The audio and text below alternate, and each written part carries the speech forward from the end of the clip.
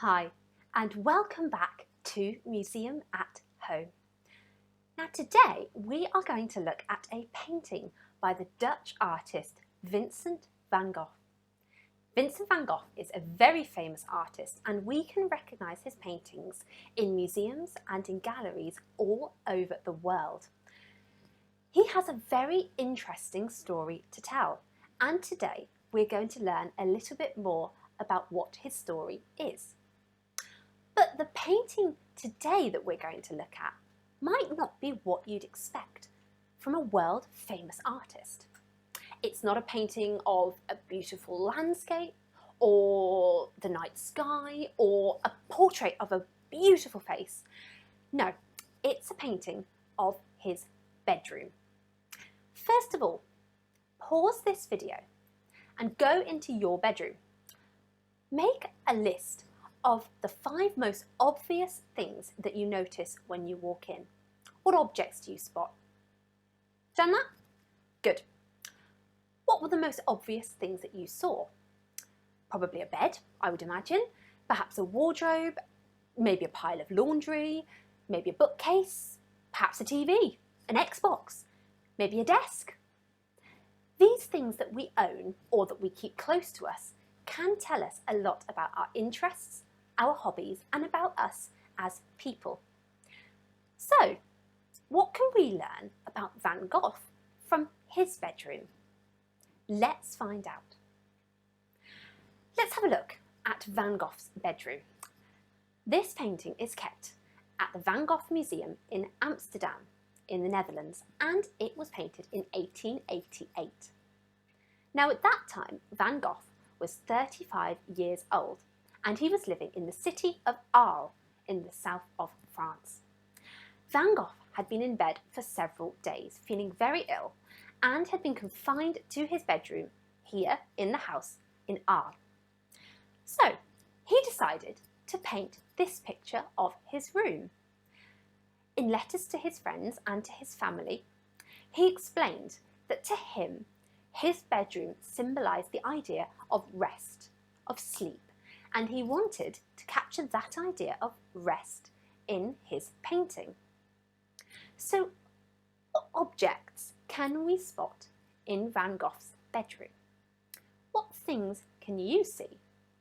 Well, there are some very obvious ones. His bed, 2 chairs, a small table. Very simple pieces of furniture. There's a window too, and a little mirror. If we look really carefully, we can see objects on the small table under the mirror and a towel hanging on a hook. Now behind the bed, can you spot his hat and some clothes hanging up? And on the walls, can you see some pictures? 2 portraits or pictures of people and a landscape above his bed. So, how would you describe Van Gogh's room? Is it tidy? Is it messy? Is it full of things or a bit empty? Lived in, comfy, or plain and cold? And is it anything like your bedroom? What can you spot that is similar? What can you spot that is different? Let's take a closer look at the painting itself. Now we can see lots of bright, dramatic colours in this painting. Would you describe it as bold or delicate? I think bold, very bold in fact. Look really closely at the paint. In bits of the painting, like the bedclothes, Van Gogh has used quite large and thick brush strokes. And the objects in the bedroom really stand out. They're lined all around the outside very clearly. Now these techniques are some of the methods which Van Gogh became very famous for. And artists' techniques can change over the course of their life.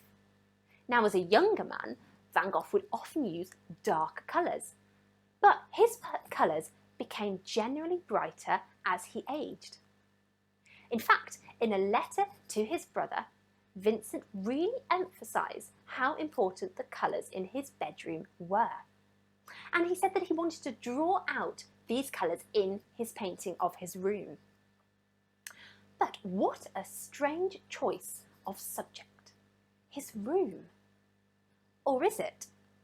Van Gogh was interested, like many other artists at that time, in the everyday, the ordinary, things that we have in our lives, and he took inspiration from things that we find in our own homes. He spent lots of time in his bedroom when he was ill, so perhaps celebrating that place that he spent so much time in is a very natural choice. And it is these paintings of ordinary everyday things that can give us an insight or a clue into the lives of these amazing artists. We can ask some really interesting questions about Van Gogh's life just by looking at this one painting. What was his favourite painting on the wall of his bedroom? What was the view like from his window? Who or what would he have seen when he looked outside? Who was sitting in that chair just by his bed just before he began to paint? And looking at this painting and at others too, we can start to piece together the different bits of Van Gogh's life at that time. But we do have to be careful about how much we read into a painting like this. Paintings can change over time. The effect of dust and light and heat can alter the colours of the painting, and that's something that happened in this painting here. Look closely at the door on the right hand side of the painting. Now it looks to me, and maybe to you, like a bright blue, but originally when Van Gogh painted it, it would have been painted a purple colour. And over the years, the effects of light have changed that colour. And also, very often, artists create several versions of the same painting, and sometimes there are small differences between each of the versions. Now, this is certainly the case in this painting. Look carefully at the portraits on the right-hand side of the bed. Now, the portrait on the very right looks to me like a man with a beard. But in a later version of this painting, which Vincent painted the very next year, that portrait has changed to a man with no beard, a very different portrait. So which one was really in Vincent van Gogh's room? Can we ever really say? Maybe not, but by piecing together the clues from all the different versions of the painting, we can get a pretty good idea of what Vincent's bedroom would have looked like. Now, Vincent van Gogh's story isn't a particularly happy one. He died very young and spent lots of his life unhappy. He suffered a great deal with his mental health at a time when mental health was less understood and less talked about than it is now. And in his lifetime, he only sold one painting. But that didn't stop him from creating thousands of incredible works of art, many of which have become today some of the most famous paintings in the world. Paintings that we can see in museums, in galleries, in books, and even in films. People often say that art is subjective. Now, what does that word subjective mean?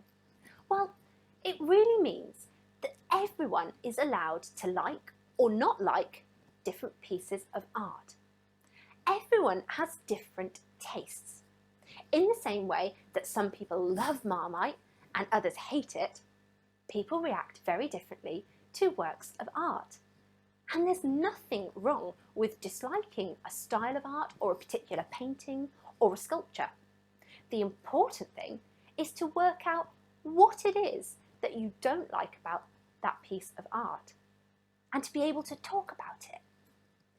And you don't have to like a piece of art or to want it hanging up in your living room in order to appreciate or to think that aspects of it have been well done.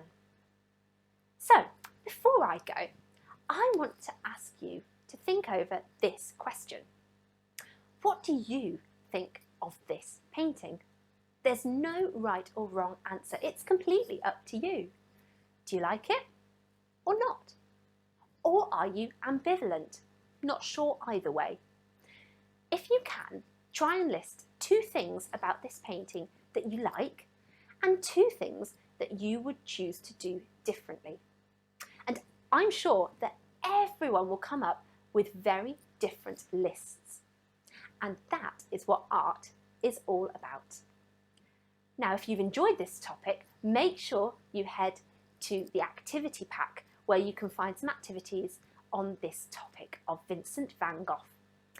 You can find that by going on the description in this YouTube video or by heading to the Museum at Home website. And join me next time when we will be learning about Roman history through mosaics.